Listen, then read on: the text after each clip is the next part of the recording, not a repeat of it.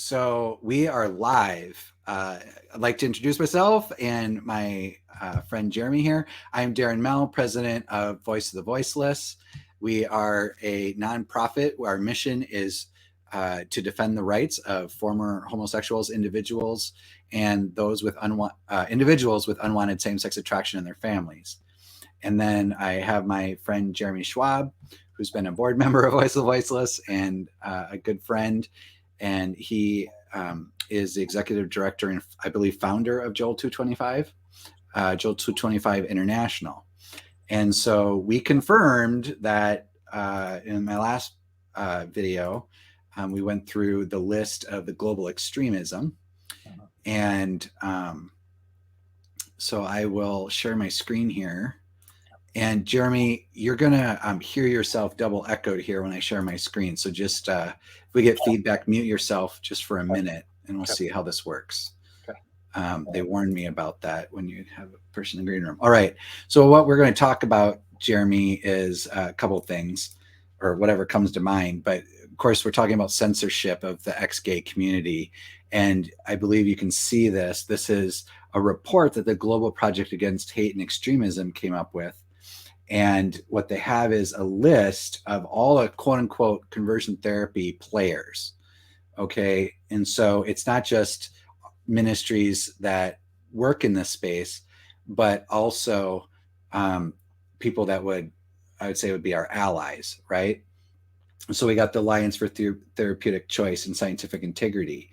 And so if we open up this, are these people saying to go after? Well, this is a private group, and I've spoken to people in that group, and this group has been deleted. They're also going after PayPal, Amazon Smile. They're going after the websites. And so Joel here, he's Joel 225 International, great ministry. I'd recommend it. And here his group on Facebook is gone. So Jeremy, you're gone. Let's see, I'll add you back to the stream here. So Jeremy's gone, and yeah, here we go. So Jeremy, go ahead and see it. Yeah, it's, I mean, I'm surprised, actually. I'm not surprised, I guess, but it's interesting that I've never seen them disorganized as far as actually placing a hit list on where to go after us and how to try to take us down on every platform. It seems like they're not wanting to engage or discuss anything with us. They just want us silenced and unable to talk. Yep. And I can confirm that Livingstone Ministries is down. This is our friend Denise and her ministry. Yeah. Their page is down. Help for Families is down. Or I'm sorry, that's their website. That's not down. Thank goodness. Yeah, anyway, I'm supposed to. Yeah. So let's open up the Facebook page. Yep. So they're down. Wow. And I went through the list, and Desert Streams is gone. Really? Wow. Yeah. Yeah. Desert Stream's been in the ministry for Andy, for 30 years. Yeah. Wasn't it in 2017 and gave him an award for ministry for being in the ministry for 30 years? Yep. Pure Passion TV is gone. David Kyle Foster. Really? Wow. Yeah, all of his stuff is now on Facebook. So they won't just stop with Facebook. I mean, in Europe, actually, last time I was in Britain, I met with a friend who's part of a group there similar to ours, and he said that they weren't even allowed to have a bank account. Like, oh yes. Okay, Barclays. Yeah, exactly. And Christian Concern. Yes, exactly. Christian Concern. Michael. Yeah. Ministry that helps people. Okay, here it is. Yeah. So ministry that helps people with unwanted same-sex attraction sues Barclay over account closure. Yep. And that was, if we were to go back, let's see. Yeah. So a gay activist, get this. So a 501c3 or the equivalent. I followed this story. Yeah. So these two gay guys create a nonprofit organization, and within 3 months they get like $1 million. Wow. Okay. And their first target is Michael.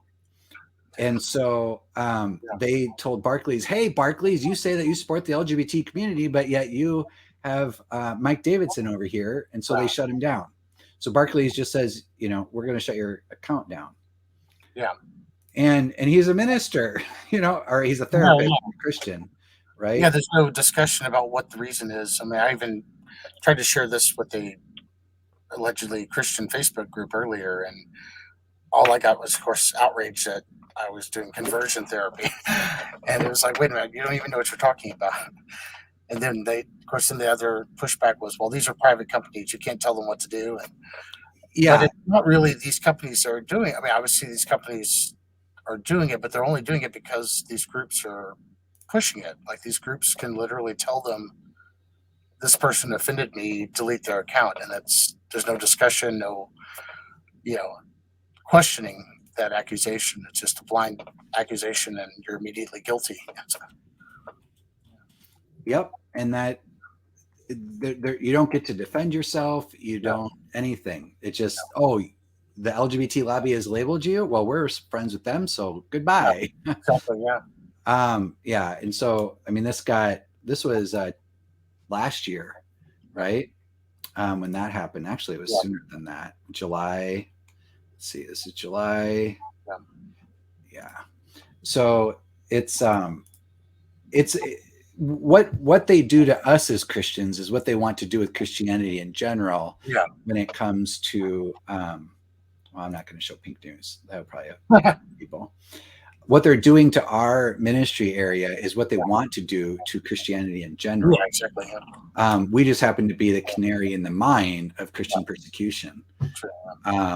And so, did you see what happened this past, not this weekend, but the Sunday before with C4, and then it was John MacArthur. Yes. Right. And so he asked thousands of churches to raise the alarm about conversion therapy ban. Right. Yep. So here's an article. And conversion therapy in Canada has done what happened in Australia. Yeah. They banned the Christian ministry as well. Yeah. And so it's not just, you can have your freedom of religion. In Victoria, our peers had to shut down. Did you have to shut down? Did you have Joel 225 in Australia? We do, and it's still there, but we don't have a legal entity set up in Australia, so we do it all through. So you're doing it through HQ. Yeah, pretty much. Our non-disclosed location. Yeah. So how do you handle that? Because you've got ministry going on in there. Is it just Zoom, or do you have people on the street helping out? We've got a little of both in a lot of different places. I was going to ask you, how do you handle it, to see if you had any advice? Yeah. Well, I've met with several people in areas where it's illegal to do ministry, and we talked about how to do referrals and the necessity for protection of individuals, and being a security expert and security consultant, we talked about security versus secrecy, privacy versus secrecy, and what it takes to build an underground church. Yeah. So, I can have a website that Australians can contact me at, but then how do I protect the ministers in Australia when I refer people for hands-on, prayer and fellowship and what have you? Sure. Yeah. Because in Australia, it's here, Australia. Oops.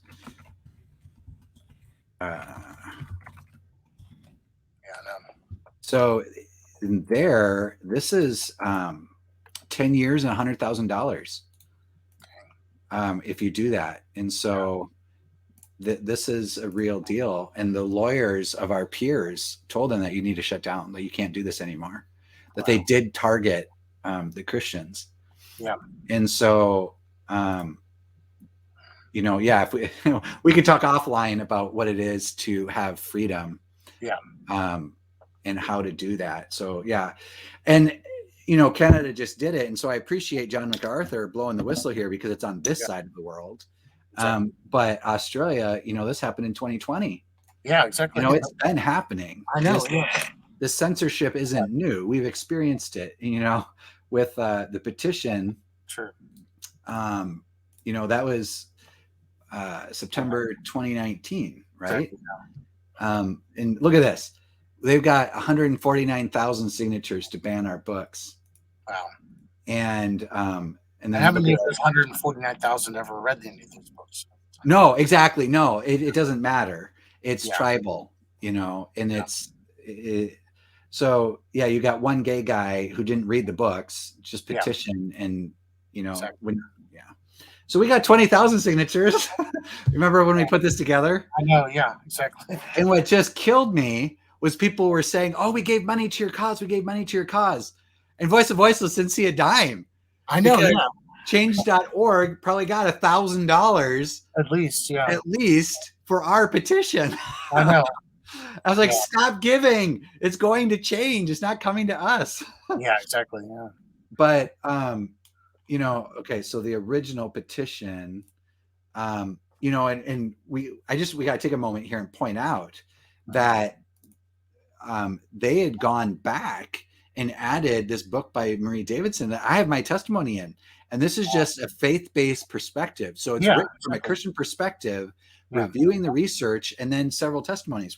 I don't know, was your testimony in there? Do you know? I don't believe so, but I do have the book, actually. So I know, like, Susan's testimony, my testimony, several other people that we know is in that book. And so that's just a faith-based book. Yeah. And of course, you got the conflating of therapy and faith practice as anything that they want, they throw into conversion therapy. Yeah.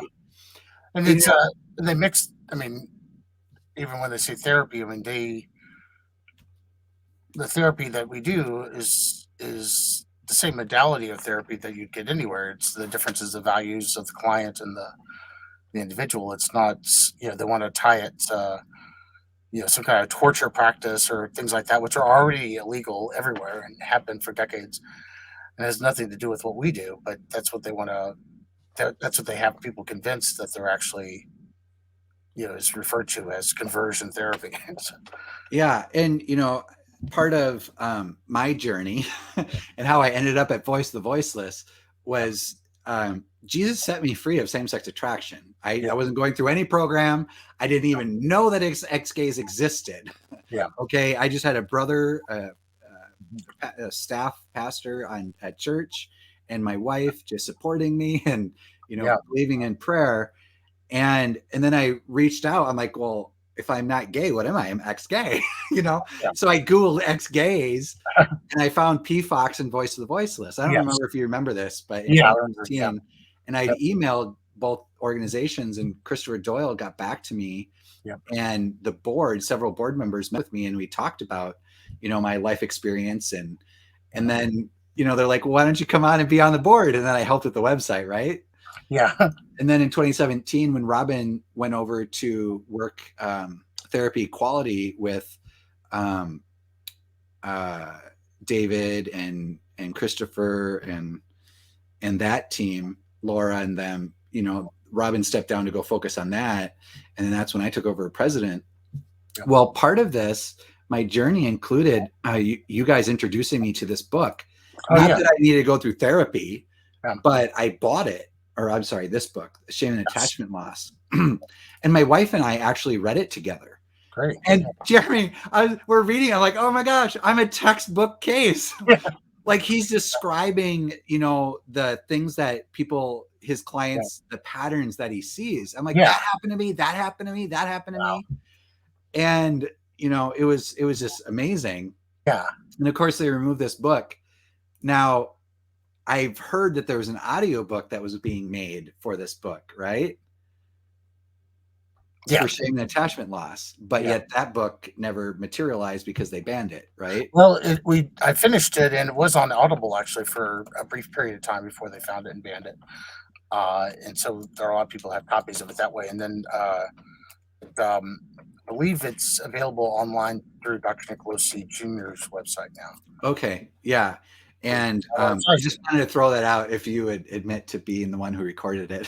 Oh, yeah, of course. I worked hard on that. I don't mind. Yeah, I know you worked really hard on it. And I appreciated the preview. It's like that. And Yeah. So yeah, I mean, this is his modality, and just talking about his experiences with it. And then here's the crazy thing, and what I observed in this censorship, and it's totally the conflation. Yep. This book by Anne is a Christian discipleship book and a testimony book. It's literally her testimony. Yeah. And then her Christian perspective on scriptures and how Jesus works in our lives. And Exactly. And so they're banning Christian testimony book. This is literally a Christian message. Exactly. So they're banning it because of that religious belief. Yeah, there's nothing in there even about therapy in that part. I mean this has nothing to do with therapy. This is just it's an individual person's story, and that's somehow but there's no discussion. You can't tell. Just to take a side thing, this is after I testified at the United Nations, and so did Ann and Mike.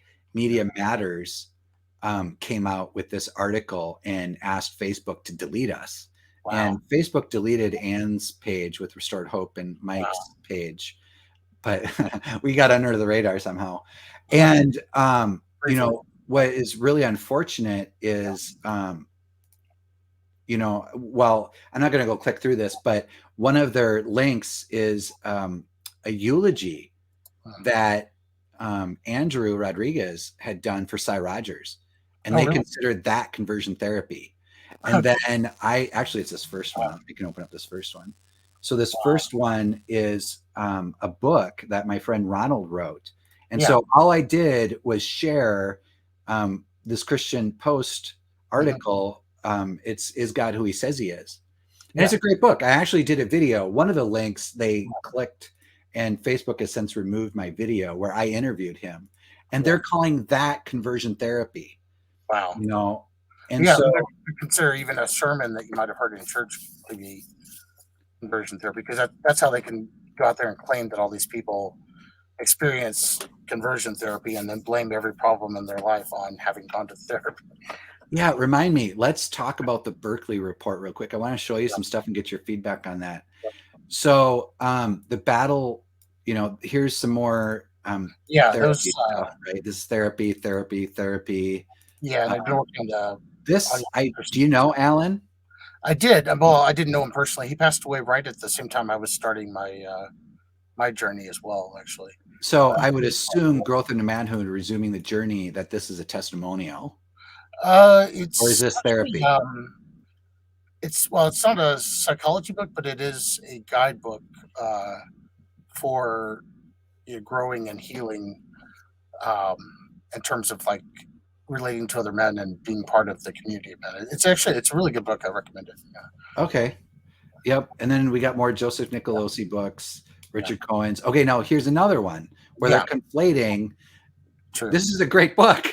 This talks about your desires and how Scripture is calling us to one thing, but our behaviors and desires are disordered, and how to align and understand, and how to go from, how to wash your mind with the word, right? And this is Christian discipleship and Christian testimony. Yeah. And so this is religious persecution. This is what I say with Voice of the Voiceless. That's religious persecution.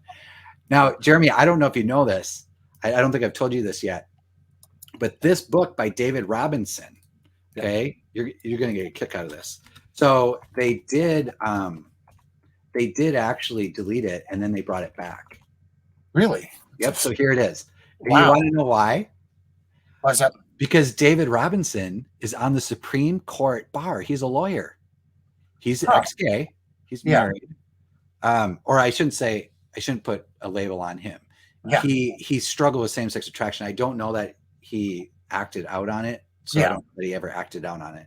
I shouldn't say ex-gay, but he wrote this book, and they erased it, or they censored him and got rid of the book. But it's back now. Because he wrote them and said, you better put it back. Yeah. And so I talked to him personally. Other things, because we've had senators, we had I think we had like 4 different senators that wrote to them as well, and they wouldn't even respond at first. And well, when someone says, I'll take you to the Supreme Court, and see, this is a religious this is a religious testimony. And he submitted his book to the Congress Yeah. as evidence Yeah. when he was fighting a conversion therapy ban previously. And so, Interesting. yeah, this book is back because they don't want that to go to court. Yeah. But and Joe, what are they going to do? We're just little guys, right? Oh, yeah. Um, Well, we even, our group in Brazil is one of our larger groups, and our leader there, Alan, is amazing. He actually went and talked with the cabinet member of the president of Brazil, the new president of Brazil, our recent one, who's actually much more supportive on our side, and they even called Amazon on our behalf, trying to plead our oh, case. wow. The administration of the president of Brazil? Yes, and Amazon wouldn't budge or talk to them even about it either. So, Yeah. that for Amazon not to listen to the president of the Amazon is kind of crazy. Ah, there's an irony. Yeah, it's like, Yeah. yeah, So we've got Australia, France. yeah, So France just yeah. banned it. France conversion therapy ban. We have a few people in France as well, but So yeah, and we'll talk offline about how to do underground church and how I can get you connected. So this just happened. yeah, I saw Iceland is yeah. looking to do it. And of course you got the UK, right? UK. They've been banning. They've had this for a long time with the UK. It's been Well, now they're for a long time. seeking Yeah, commentary. yeah, And so that ends on Friday, which technically would be tomorrow yep. for us. So they're going to shut it down, taking comments on Thursday. Wow. And then if you look at, I should show you a video too. I mean, in the UK, this one is really interesting because you think for adults as well. COVID, or not COVID, sorry, Canada. Yeah. You think Canada was kind of covert in going after the religious side. I mean, they were trying to play both sides, but and giving religious freedom. But in the UK, the person is straight up ready to. Here, I'll play it for you. Just a second. Get your thoughts on this. Here. So this lady, this is a podcast that I ripped off the internet. So credit to somebody. But this woman is the head of the Ozanne Foundation, and she is a minister, and she's friends with the Pope, and she's gotten so much pressure on the Church of England and all this stuff. So she's in the LGBT. She in this podcast that they did, she was saying that there's 3 stages of conversion therapy, and she describes it as her being closeted because the church was telling her that it was a sin, and her stage 2 is asking God to help you change. Okay. And then stage 3, I can't remember exactly what stage 3 was, but she was going into it.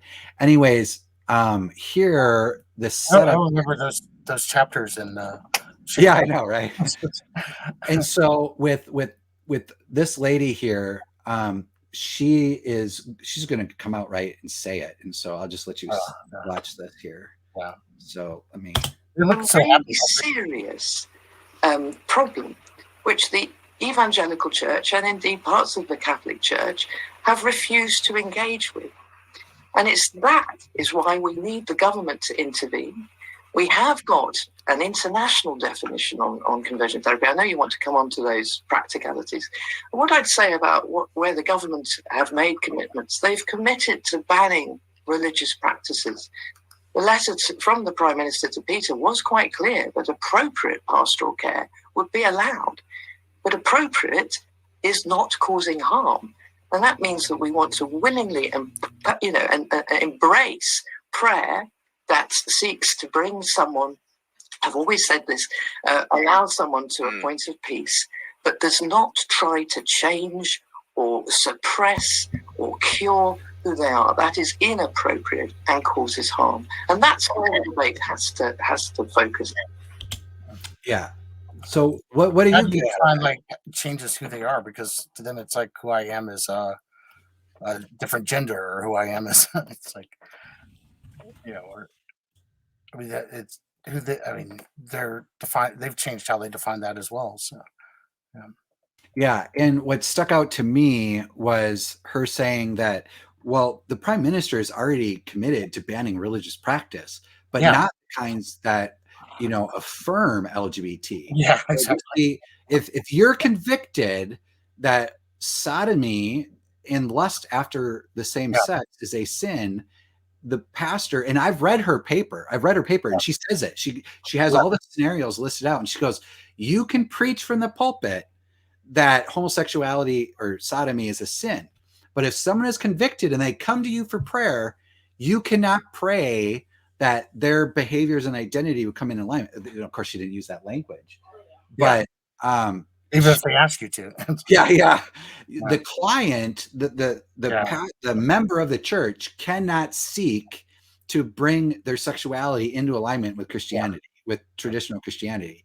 That she's just saying it straight up. I'm like, out of the whole podcast, that was the 1 minute clip that really takes the cake. That is the smoking gun. I think that's pretty eye opening here. I think it's indicative of this struggle to begin with, because the people that are trying to ban us, for one thing, they don't know what we do. The second thing is, once they pass bans that they think are going to help by taking away any professional counselor's ability to help someone, they realize, okay, that hasn't, that doesn't cause the whole world to change in their favor or to make everything perfect in their lives. So they have to go out and ban something else. So it's like it's a never ending cycle. I mean, originally I remember listening and they said that they were never going to push for gay marriage. They were only pushing for civil unions, and that anybody who claimed that they were pushing for gay marriage was just trying to confuse the issue and turn people against them. And of course, immediately now they're saying, well, yeah, of course we want gay marriage, and we're not trying to force churches to, perform gay marriages. But then, the next step is, okay, let's shut down all the churches that aren't performing gay marriages. So it's like, I mean, they're not going to stop. I mean, it's a never ending cycle. And I think people are going to hate me for saying this, but I think it's a mental disorder. I mean, not just in terms of, the SSA being a disorder, but I think the activists themselves are carrying out their own emotional wounds that have nothing to do with when people talk about Trump derangement syndrome or something, right? Like, yeah, there's they have SSA.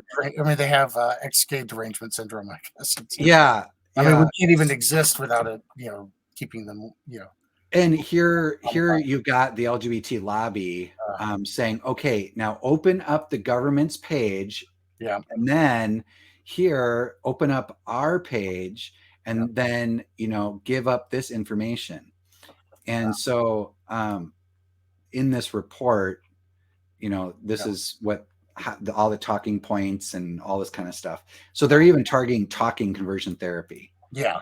And they're labeling, if Voice of the Voiceless were to have a conference to talk about freedom of conscience and having the right to follow your faith, they would label that as conversion therapy. Like, yeah, of course. My board member, advisory council member, Susan, up in Canada, like, she can't now be praying with people.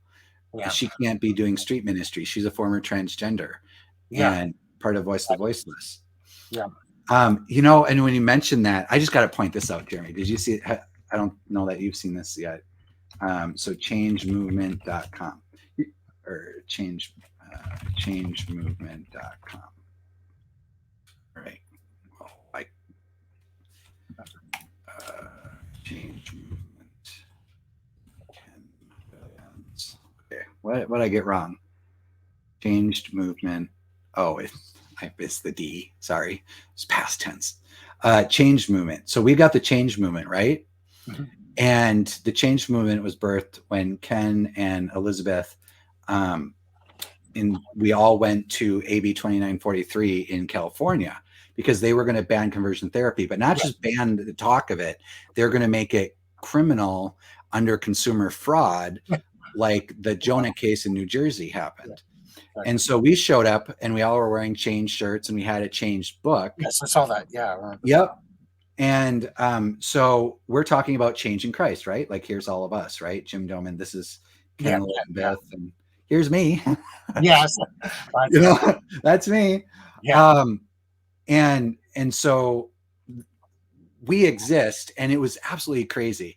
There's like 50 of us that went to the hearing, and so we fill up a couple rows in the judicial committee room, right?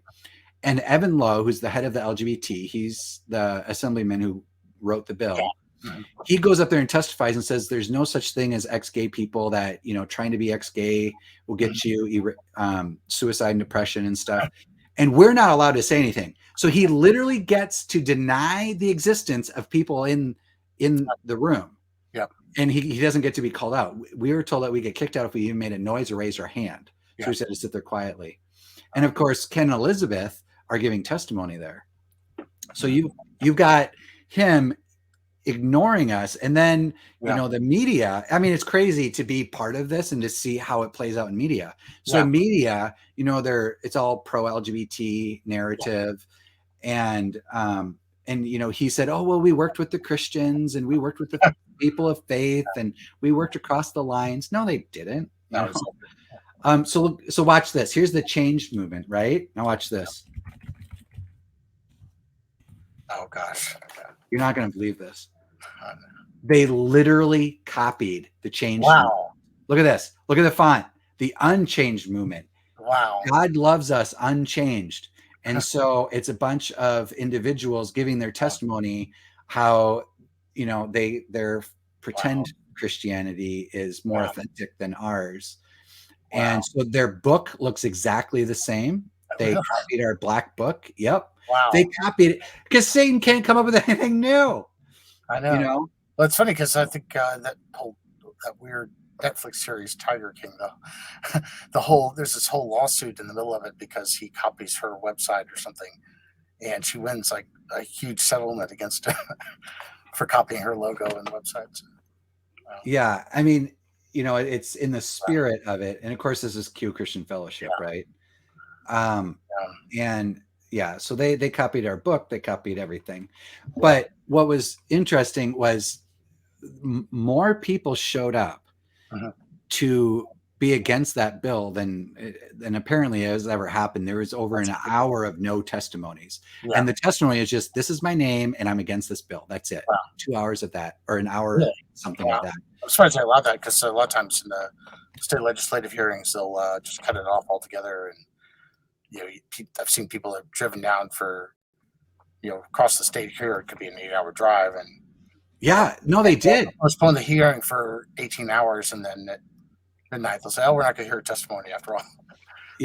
That is a tactic that they do. Well, in California, they couldn't pass it, and so the next year they came up with ACR 99. So it's not a bill; it's a resolution. And so this one actually passed. And so if you read it, and I don't want to bore you, but I mean, no, that's okay. It's kind of interesting. Is that they call on counselors, pastors, religious leaders, workers, educators, legislators with moral influence, especially its churches, universities, colleges, and other schools, counseling centers, activist groups, religious centers, to model equitable treatment of all people.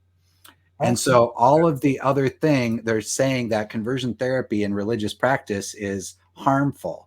So the state is saying what they believe to be true. So that's the state's official position. But they're not passing any law. And so 2018 they couldn't get the bill passed. But now watch this.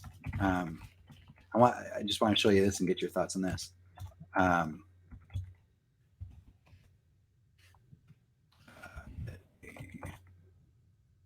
The king, formerly known as A-Train, continues to maintain his innocence despite some. Sorry, advertisements. Okay. So this is okay. Let me set this up. You made a video like this actually originally, similar to that a while back. Yeah. This is my video. I'll admit I'm the one that made it. So the setup is Sam Brinton is the spokesperson for the LGBT lobby. I mean, the entire conversion therapy ban concept fell on his shoulder. They lifted him up and put it all on him. I know, right. And then other people have come along, Matt Shirka and what have you. But Sam Brinton in 2014 has a talk at Google. Okay. And the name of the talk, you can go to Google, you can find this. It's Ex-Gay Ministries. And so in the context of ex-gay ministries, Sam is presenting conversion therapy bans. Yeah. Okay, so they titled it ex-gay ministry. They didn't title it, conversion therapy therapists are going crazy or anything. Yeah. They called it ex-gay ministries. Exactly. Yeah. And Sam, he was a missionary's kid, and so he's now the spokesperson. Yeah. So you watch the whole thing, and here's a crazy thing: is that, do you know the Ruth Institute? Yes.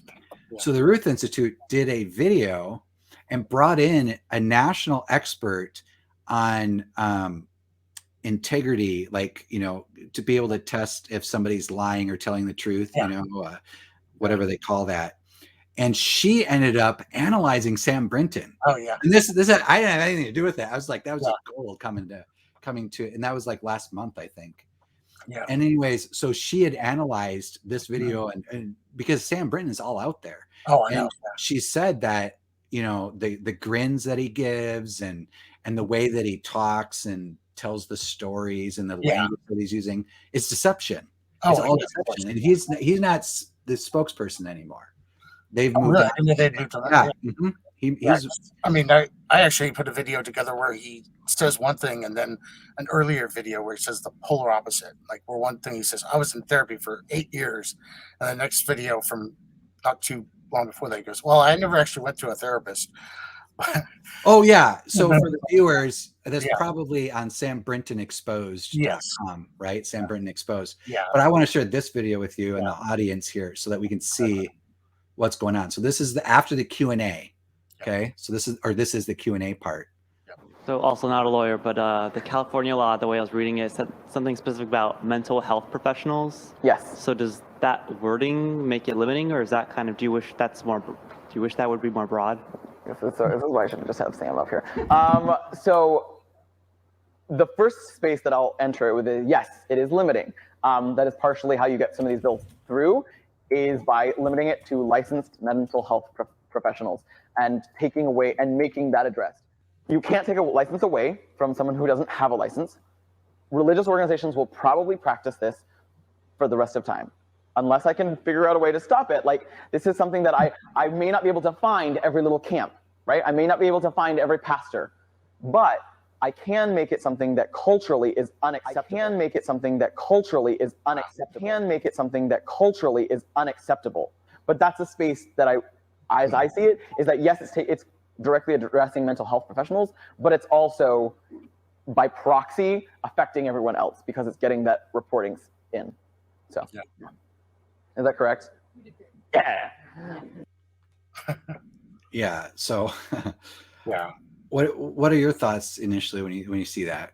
Well, yeah, I mean, not surprised. That's been their strategy all along. It's if they can pass a bill banning professionals from doing it, even in areas where there aren't any professionals that are doing it.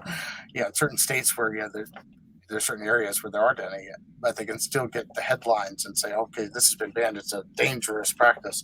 It's like, really, what is it that was a dangerous practice to begin with? Can you elaborate on that? And sometimes they'll go into like, oh, you're torturing people or electrocuting them. It's like, we've never done anything like that. That's already illegal. You don't need a separate law about that. And so they're trying to sway the culture, to sway the church, really. I mean, they've tried to really convince the church that Christianity was wrong all along about this issue and that they need to backtrack or apologize or water it down or something like that. And from my experience, having come at this from the other direction, having lived that life first for several years and then realizing that life didn't work, I came back to Christianity because I realized that the church was right, that it was true, that the reason God's word forbids homosexual behavior is because it's harmful to us, not just physically, but emotionally and psychologically. It is, his word is solid through and through. And I think that was what became more and more evident to me, even when I was trying to deny that during all those times. I think there's a blog post or an email I wrote about 10 or 11 years ago where I was comparing my very last gay relationship that had lasted a few years and had ended that point, I compared that to the way love is described in 1 Corinthians 13. And, he specifically goes into love is patient, kind, it's not jealous, not envious. I said, everything I did, everything I thought was love for 10 years was a polar opposite of every one of these points.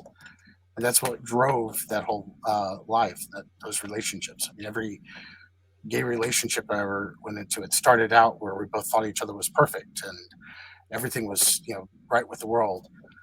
And because we weren't really seeing each other, it was an illusion, it was a projection. And I was projecting my own envy and everything that I thought was lacking in myself onto this other person, vice versa. And the more we got to know each other and realized we're humans, and the more, the whole relationship was based on not knowing each other, really.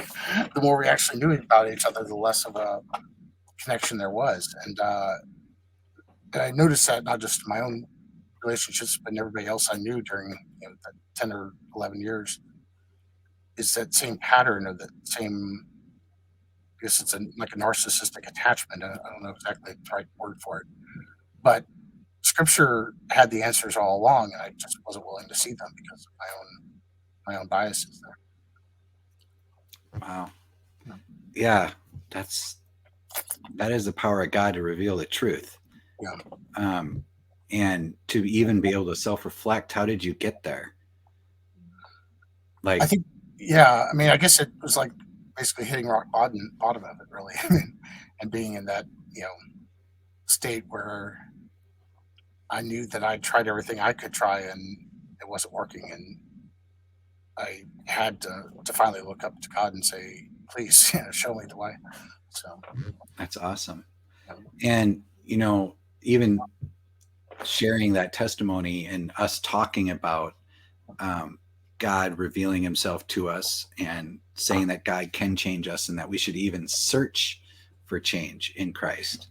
And in my outside of Voice of the Voiceless is defending the faith and exposing the work of the enemy. But in my other ministry that I'm part of, like Joel 2:25, which is ministry to the individual, there's a whole bunch of scriptural truth that speaks to transformation, that speaks to sanctification and washing of the mind, having new desires in our hearts.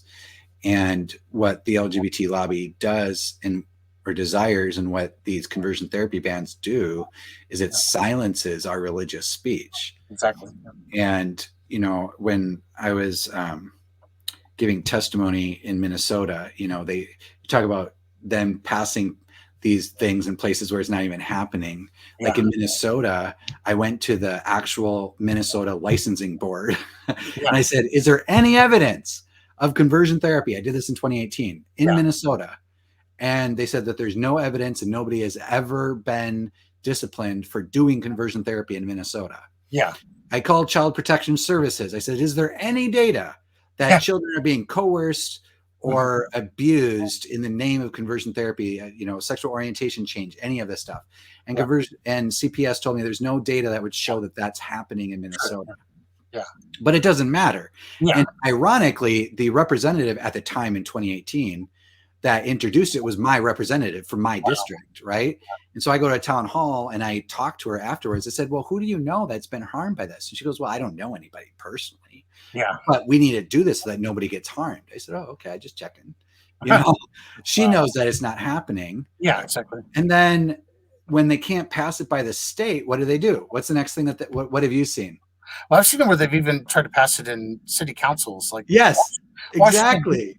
I mean, the first one they did was Washington, D.C., which of course was, obviously an easy pass there because it's so far to the left. But there were no therapists operating in that, was it 5 square miles? I forget how big. Well, it's maybe a little bit bigger than that. But the District of Columbia, their jurisdiction, there was no therapist operating in that jurisdiction. But they wanted a national headline that said that they had to pass the law banning this, and that's what they got. So then, of course, they used that leverage for other places in other states. So. And that's what we saw as Voice of the Voiceless watching, the LGBT lobby, if you will. How their strategy changed was they kind of couldn't fight the states because they had gotten through the blue states, and the purple states weren't going to go, and there's no way a red state's going to go. Yeah, well, I mean, they've made headway. I mean, red states, there's a risk there because so many people are so misinformed. Yes. Well, okay. Pretty far, even here in Texas. There's a time frame that Yeah. I'm talking, and we'll get to the present state, but up to last year, it was pretty straightforward. But they actually, believe it or not, the LGBT lobby in Minnesota went to Robbinsdale, which is where we have our ministry, and got the city to ban conversion therapy there. There's no therapists in the city, but they wanted us to know that they know that we're here, right? Wow. And what was really bad, I don't know if you knew this, in New York City. New York City had a ban, and then a rabbi sued them. I remember that, And they what do they call it? They rescinded it, I think. They rescinded it. I knew it wasn't going to pass the courts. And they exactly. And I think it was Sam who is quoted, we pulled back on this because it could do a lot of damage to our cause. Well, what they're admitting is that it's unconstitutional. They know it, but they'll push it wherever they can. And, down in Florida, in Tampa, who was it that had a practice there? It wasn't David Pickup. It was that lady and I'm so bad. They're friends. I should know their names. I thought there was Enrique Roman had one, didn't he? Yeah. So one of our friends, one of the therapists had a practice in Tampa, and that went to the federal district court there, and that got overturned and says you can't do that. Because even with the therapist, it's not a ban on a particular practice. It's a ban on free speech. That's really all it is. Because it is. There isn't a separate practice. They said, okay, there's a particular modality that we think is harmful, and we want to ban it. Well, chances are, if it's harmful, it's already been banned. But they want to target beliefs, and that's what these bans are about. It's really about the belief and being able to speak about this topic in a way that is different from what they believe, and that's what they want to be illegal. You cannot think something different from what they believe.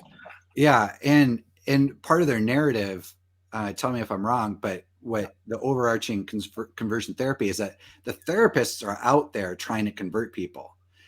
And that's they're not out there. I'm sorry, they're simply not out there. Against their will, too. Against their will, doing coercion and shame tactics and the stuff. That's illegal anyway. So. What they're also banning is the client's goals. And so if you're married and you are addicted to straight porn, and then it doesn't do anything for you, and you start dabbling with gay porn, and all of a sudden you take on, porn-induced homosexuality. That is quite a term. I don't know. But if you start to get in, and then you start, I think I'm going to start hooking up with guys, and you want to go to a therapist and say, look, I know this is wrong. I want to save my marriage. Well, conversion therapy bans would say, well, as a therapist, you have to affirm his homosexuality. You can't, he doesn't get to choose to address that issue. He doesn't get to look at why he's addicted. And, and the language does say anything that would change the sexual orientation is off limits. And that's many the bans also try to address even on the whole gender confusion issue as well. So like if a teenager says, they feel like an opposite gender, the therapist has to tell them, no, you're born to be the opposite gender. You need to start taking hormones, and you need to, have surgery. And it's like they're almost, in some places, they're really forcing that and pushing it.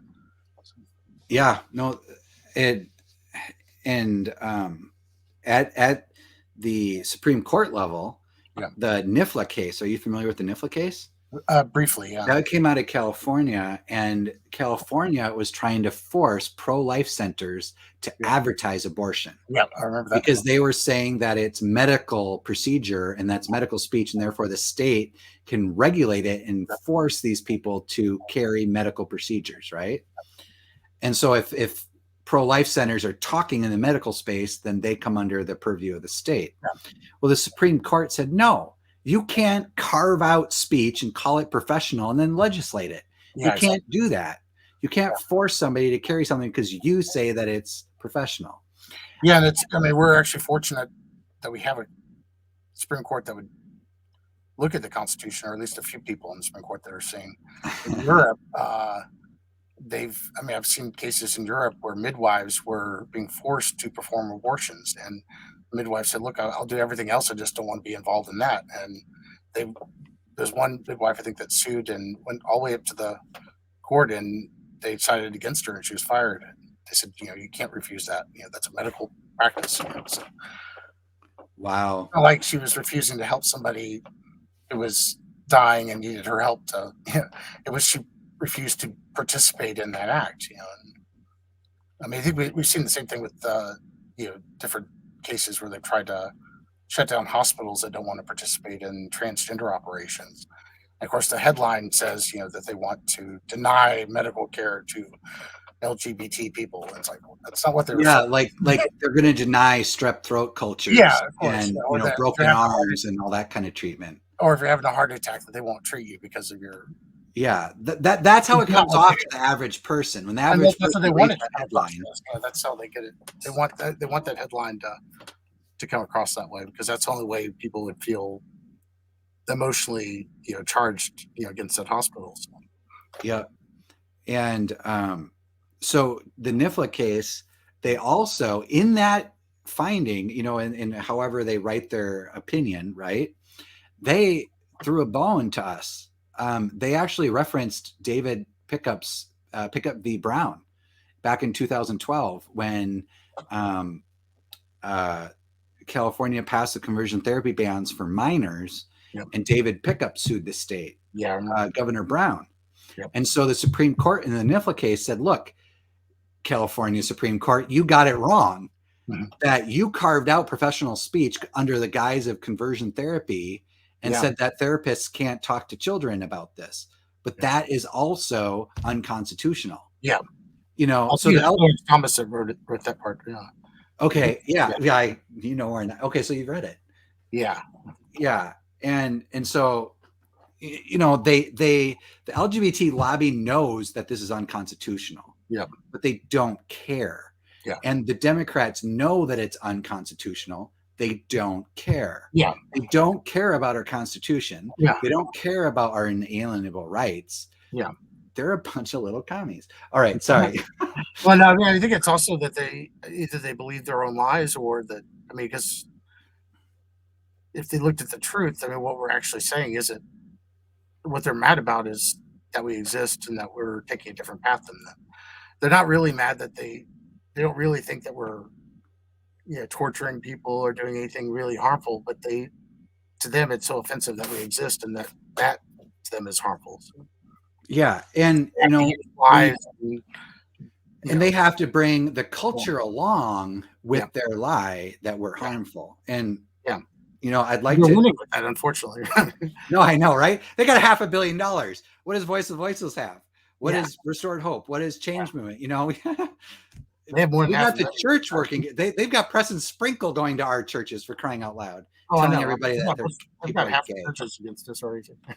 Yeah. Well, yeah. And the churches splitting denominations, affirming LGBT, the Baptists are next, the Assemblies of God, who knows, but I wanted to go back to, like, how are they making it seem like, we're in the minority and that we're just, that they've got all of this. And one thing I wanted to show you that I haven't gone public with, but this is the first thing of doing that.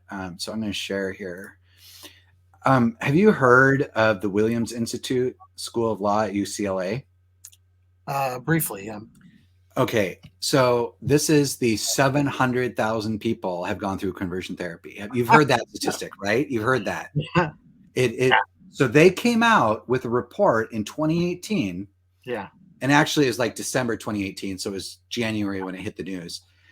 And I watched it happen in real time. So the New York, I can't remember if it was the New York Post or I think it was the New York Times. Yeah. So the Williams Institute releases the report. The New York Times releases an article. Yep.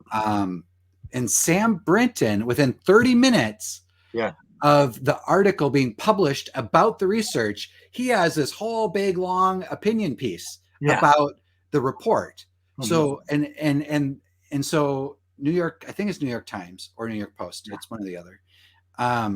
They came out with this article. Actually, I should just Google it so I don't slander the wrong person. Or slander. Let's see. Williams Institute Sam Brinton, New York Times. So let's see. Yes, here it is. So it's New York Times. So this article came out. Oh, it was 2018, January 2018. Oh, wow. Time flies when you're having ministry time, right? So, so he's quoting the Williams Institute, right? And so I looked at the timestamps of all this, and it's all within 30 minutes and 2 hours and 24 hours. So to me, that's a concerted effort of everybody working together to get it all out, right? Sure. And so you gotta get their lies straight if they're gonna. Yeah, exactly. And so Sam Brinton has, so it is the New York Times. Sorry, New York Post. I meant New York Times. So the New York Post, publishes his torture story, which, I told you that the Ruth Institute has published the debunking of that. And anyways, so this is where the 700,000 number came from, right? 698,000 LGBT adults. 350 received it as adolescents. So how are they even defining conversion therapy to get those kind of numbers? I know, right? Well, that's where you got to go to the report. So in 2018, I'm like, oh my goodness, research has come out. Like I'm on the wrong side. Like 700,000 people have gone through this. Like clearly, President of Voice of the Voiceless, I have missed the boat, and I got this all wrong. And I was like, I remember when they came out with this too. I remember laughing, just thinking like, what the hell are they talking about? Well, I'll tell you what, this is, UCLA, the School of Law. So I'm like, clearly I've missed something because somebody as big as, UCLA is coming out with this. Well, I've since learned that this is the LGBT propaganda arm, and well, the thing with the APA, they have a propaganda arm of 7 people that issues all of their official statements on this issue. And is that Division 44? It's their task force, I guess. Okay. Yeah. Well, we'll get to that because I want to show you this first, and then we'll circle back to the APA. So I'm reading this, and this has been the de facto article that has been used since it came out. Like everybody quotes this number now. Yeah. And I'm like, 20,000 youth have gone through conversion therapy. It's crazy. So notice all these little footnotes, right? All these footnotes. And what we'll do here is let me download this real quick. Okay. Let me go like this. Hold on a second. I just want to get this. All right. I just need to get my screen opened again here with System Viewer. So 2 seconds. Sorry. Technical things here. All right. So let me get into this app so we can do some searching here. This is what I went through. Okay. So let's go back to this. So here it is. Here's the Williams Institute report. Now we got to go look at the footnotes, right? So we got to go down here. Okay. Now watch this. This is just crazy. This is the key word, unpublished. Okay. Mm-hmm. So their statistics, they talk about how they came up with it. And they say ages 26, to 33 and 42 and 51. Williams Institute unpublished analysis. Mm-hmm. And so if we look for the word unpublished, we're going to see it dozens of times here. Yeah. So the proportion when multiplied by the proportion in the Gallup study. And so their numbers are guesses based on estimates based on their unpublished analysis. Yeah. So all these numbers, they'll quote all these things, but how they arrive at this is all unpublished. Exactly. They're not actually sharing Williams' unpublished analysis. Here, well, it's completely 20,000 youth. It's based on unpublished analysis. Yeah.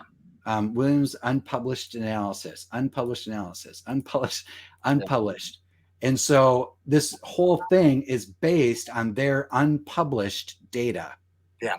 But yet this is the data. It's just a guesstimate based on a bizarre extrapolation that they're making. So, yeah, it is. They made the definition so broad. Well, we think that there's this many people in the community, and so if this percentage of over here that says this, and we extrapolate it to say this estimate of people over here, that's 700,000, and it's horrible research. But guess what? Nobody cares. It's science, you can't question that.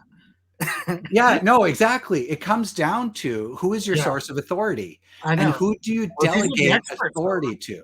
We can't question the experts, man. I know. And so, when people say, this whole COVID thing, well, how can you say the experts are wrong? I'm like, because I've spent years looking at what people call experts and the lies that they do for their agenda.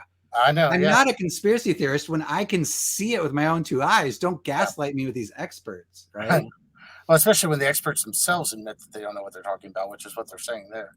And the APA in their own, which we go to their task force is made up of 7 people total. 6 of them are openly gay, long-term political activists, like Sam Britton, basically, but psychologists. And another one I think is like a swinger or something, but just all 7 of them have absolutely the worst backgrounds possible to be talking about the subject, and none of them have ever studied the subject. I mean, they admit they're not neutral. No, not at all. And they admit that they didn't talk to anybody who was experienced with this therapy. They didn't talk to anybody who's actually practiced this therapy. They didn't want any input from them at all, and they said that up front. And then they come out with these reports saying that it could be harmful. And then in the footnotes, they say, well, we've never actually found any evidence of anybody being harmed. But, that's you're talking the 2009 task force, right? Yeah. The task force paper? Yeah. No, they admit that they didn't find any harm.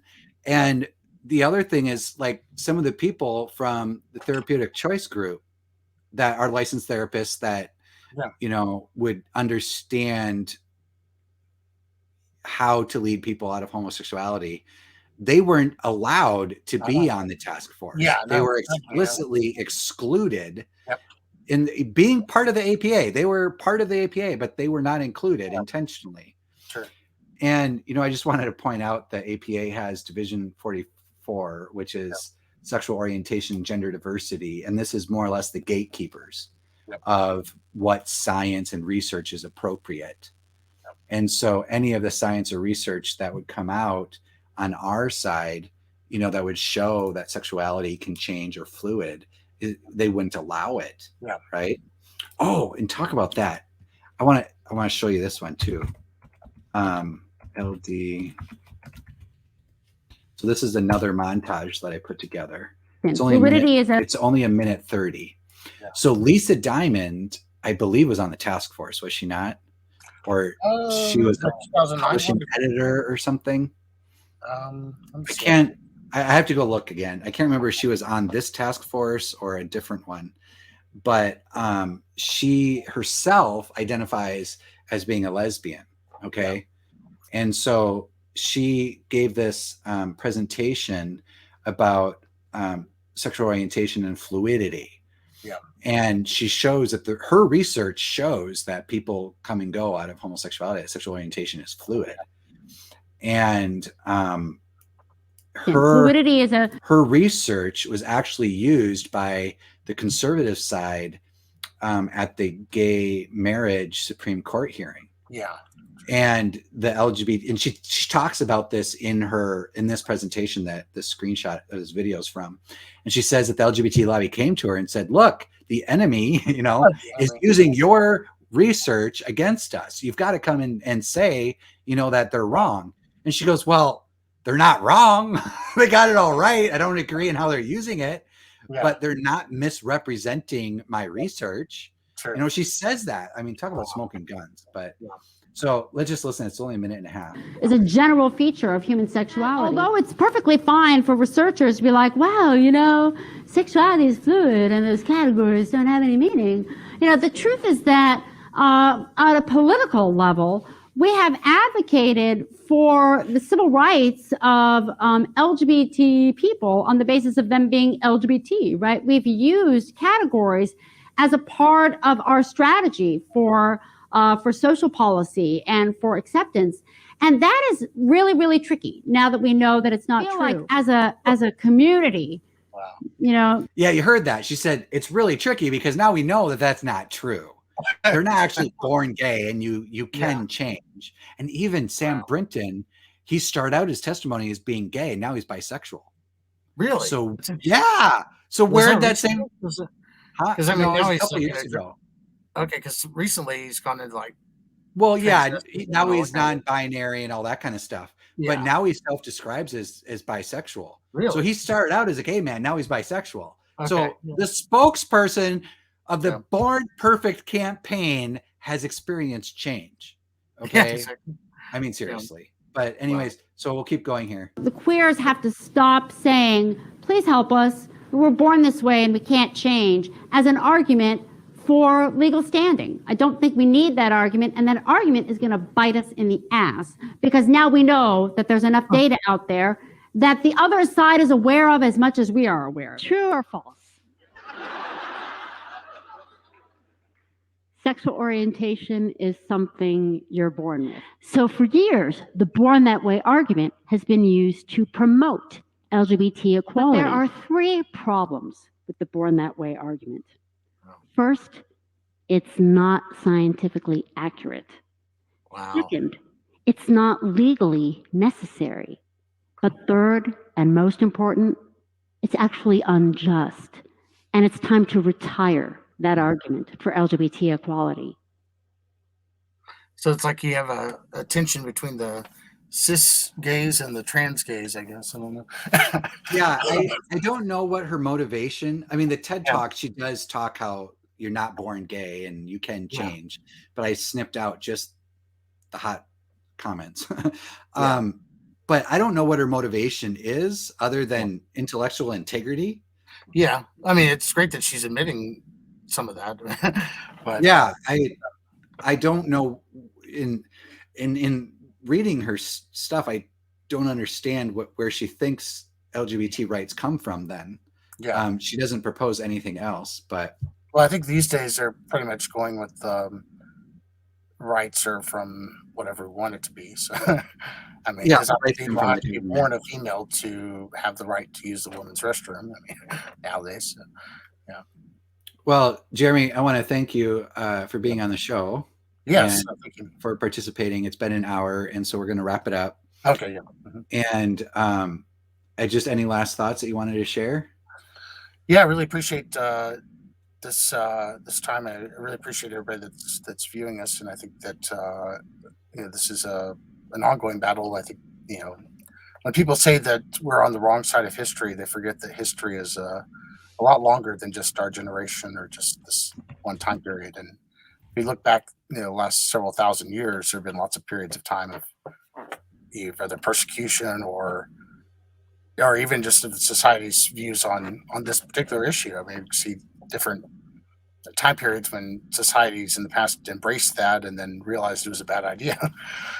So it's not really this isn't the first time it's ever been discussed. And I think, that it's hard to put things in perspective, but I think there's a lot to put into perspective, because I mean, the other side of the pendulum could be worse too if they push it too far. So and we have to be mindful of that as well. So can I ask you a closing question? Sure.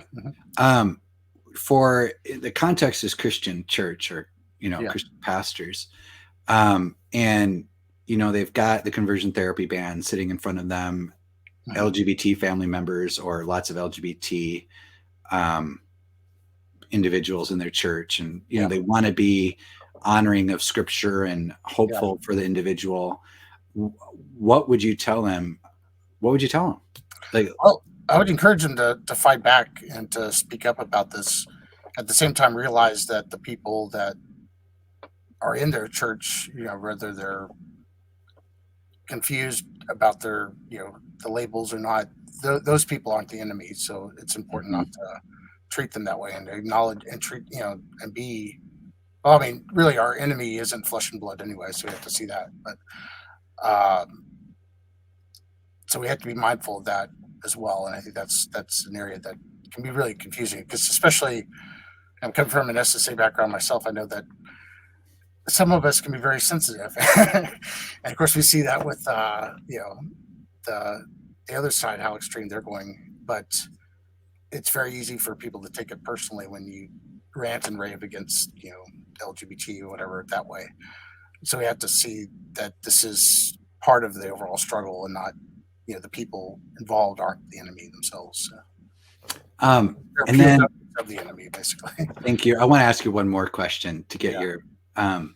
So you've got the LGBT activists in front of you as a Christian, and you had an opportunity, to explain what you do in ministry, and try to explain the conversion therapy.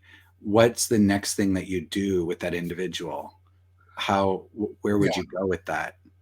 Well, I would try to see where the individual was in terms of their own understanding of it, and in terms of where they are in their own life, and understand. I mean, it's important to us to understand where they're coming from. If they're coming from a background where they've never heard any of this before, and never really heard the gospel, try to focus on that first. Or if they're coming from a perspective where they, maybe been wounded in the church or felt like they were rejected by the church, I'd try to address that and understand where they're coming from there.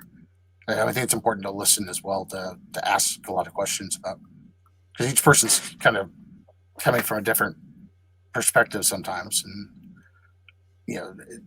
it's easy to trigger the wrong response if we don't really listen to what they're trying to say. So, amen. And that is the approach that I endorse. Of course, Jeremy, you've been one of my mentors, so that's great. Well, God bless you. Thank you for being here tonight, and God have a great night. See ya. You too. Thank you. All right.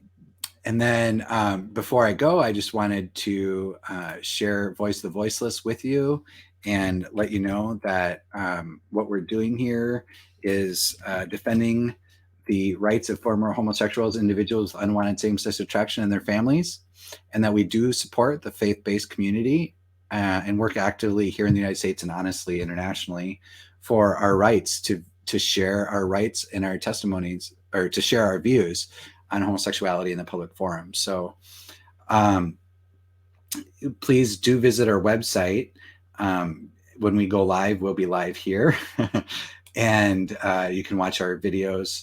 Also, please subscribe. And this is, I'm full-time doing this, and so I do need financial support. So if you could, please support Voice of the Voiceless. And presently we do Bing searches and Amazon Smile. So if you want to support that, and even though the LGBT lobby is trying to get Amazon to shut us down, Facebook giving, got my check right here. Oh, you can't see it. Giving Tuesday, our fundraiser, I just got my check from Facebook. Thank you, Facebook, for not erasing me. But you can also give directly to us, which presently is not through PayPal anymore. So give to Voice of the Voiceless so that we can continue equipping the church in understanding this and exposing the work of the enemy and fighting for our rights. The letter that I did write to the UN that got me the